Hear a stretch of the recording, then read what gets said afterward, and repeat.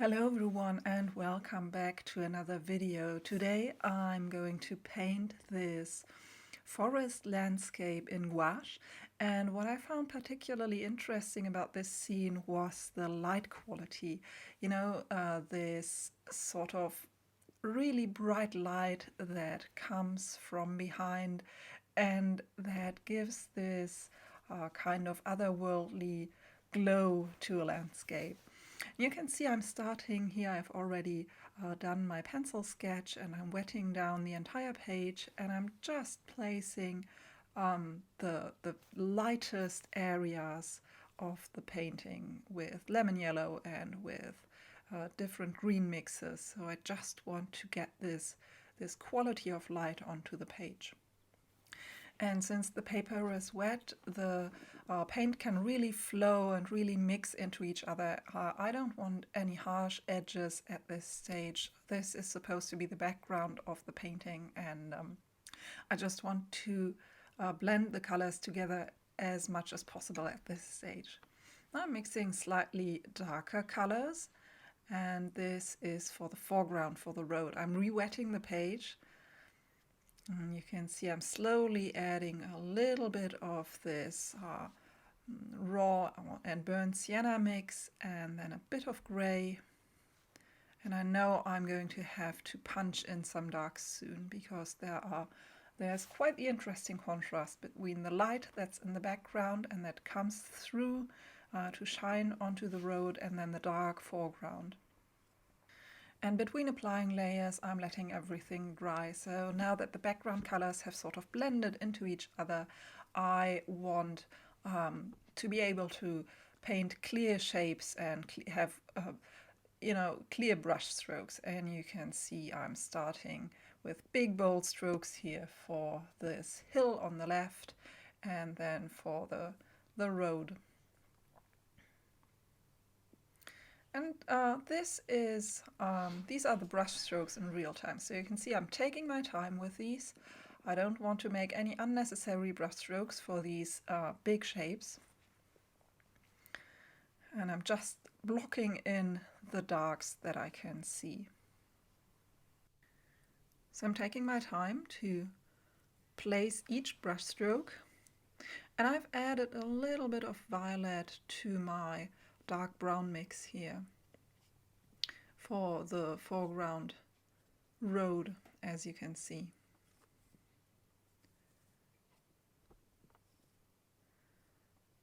And for the lighter patches of the road, I'm using this yellow ochre burnt sienna mix.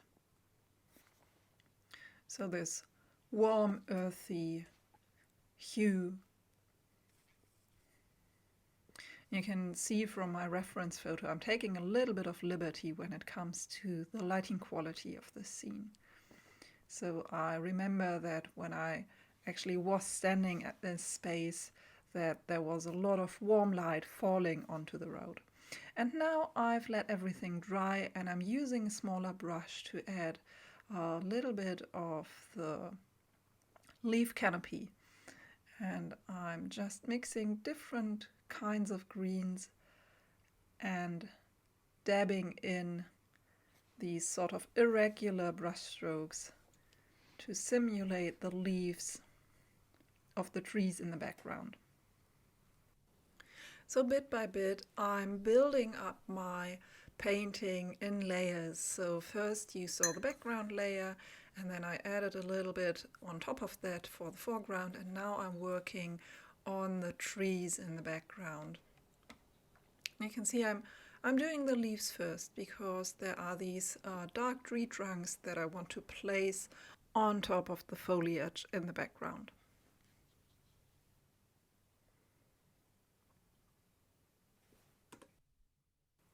And in some places I'm using a very light white yellow and dab it over the darker places in my picture. So this is possible with gouache because it's opaque.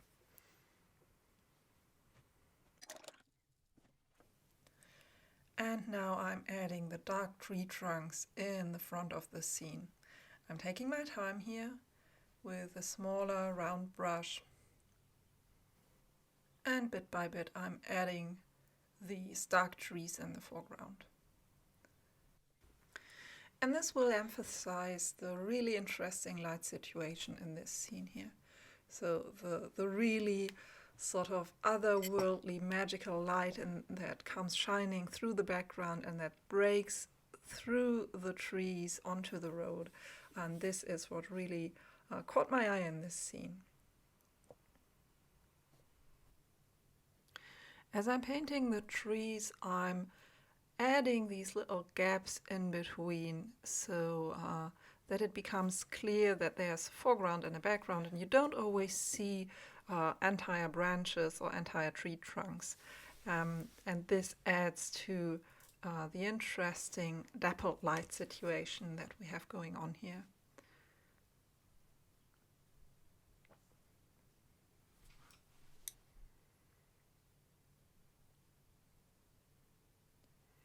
So really think about, if you're painting something like this, really think about what the scene needs and what the painting needs, instead of just thinking, oh, there's a tree and I need to paint that tree, and then let's just render it as I have it in my mind. So with gouache you can always overpaint and add back in these little gaps, but I find it's always a bit better if you have these light areas with a little bit of the paper white shining through. So white gouache is opaque, but it can't bring back the white of the paper as well. And now I'm doing what I just talked about. I'm using this light green mix to add a few leaves over my dark trees, and you can see this works quite well. Doesn't bring back any light into the scene, but I need a few middle green dabs of leaves for my trees in the foreground on the left and the right. And this is what really works well with gouache. I'm also adding a bit of detail in the foreground grassy area there. And now I'm tending to the road and the hill on the left. So throughout the painting session here, you can see me adding details on this hill on the left.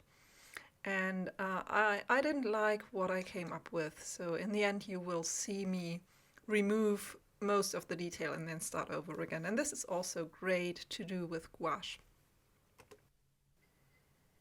At this stage I'm ready to add more details on the back, so smaller trees, and again I'm painting them in with gaps in between the individual parts of the tree. Here you can see me using a smaller brush, and this is a Chinese brush. They're very interesting to use. They have a very fine tip and very soft hair, so they're really great for fine details. And I'm switching between that and my round synthetic brush a lot in these last stages of the painting. So I'm adding a bit more detail in the front where the gravel of the road is visible, and trying to preserve these rays of light that are cast on the road in the foreground. And I'm using my hand to soften and blend the edge of the brush stroke a little bit.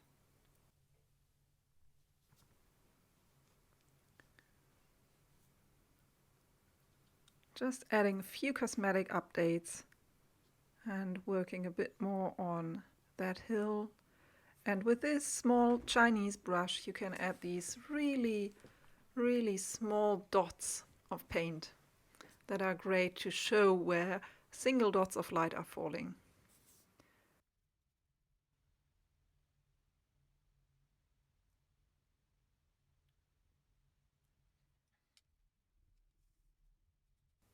And I'm going over the area on the left again because I want to repaint it. So I didn't like how the grasses and the ferns turned out, and with gouache I can easily fix this. So I'm repainting this dark background from the hill, then I'm letting it dry, testing with my finger, and then I'm using this small Chinese brush to add just a few organic looking grasses in the front for interest. And I'm much happier with this version than with the last one. And essentially that's it. I'm still fiddling a little bit in the foreground there, but the painting is essentially finished. And I think this is a really interesting addition to my series about my folktale landscapes. And I really thought that the atmosphere of the place was really special. And I immediately thought about these stories that could take place in the landscape, and these things you see in the light back there have some otherworldly charm to them. So that's it for this video. I hope you enjoyed it. As always, feel free to comment, like and subscribe, and thanks for watching, and I'll see you very soon. Bye!